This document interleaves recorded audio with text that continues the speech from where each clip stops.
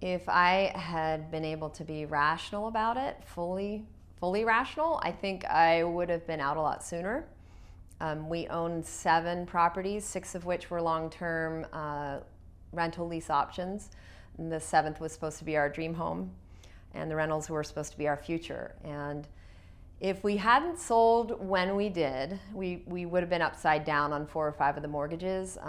Maybe not bankrupt, but definitely not happy. And it was an emotional process, and it was messy, but in the end, the timing for me was really nice.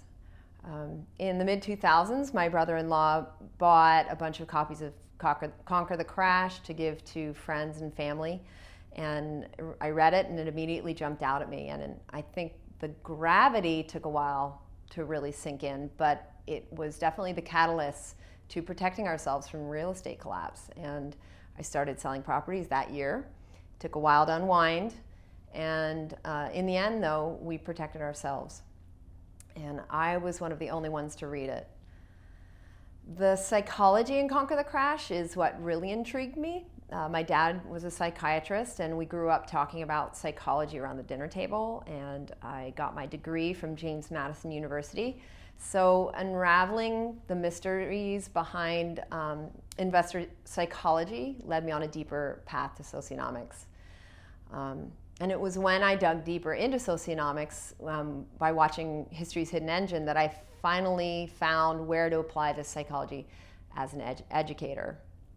I teach personal finance to high school students, and I try not to be too radical with the introduction because being contrarian isn't always easy to teach. But it's been a lot easier since 2007, before there would be pushback from parents. And because one of my key takeaways is don't go into debt for school. And there aren't too many parents now willing to argue with that. In high school, personal finance, we were having student loan talks before student loan talks were cool. And sometimes kids really adapted to that model of thinking. It makes logical sense. But sometimes kids reject it because it's not the norm. But reading Conquer the Crash changed everything.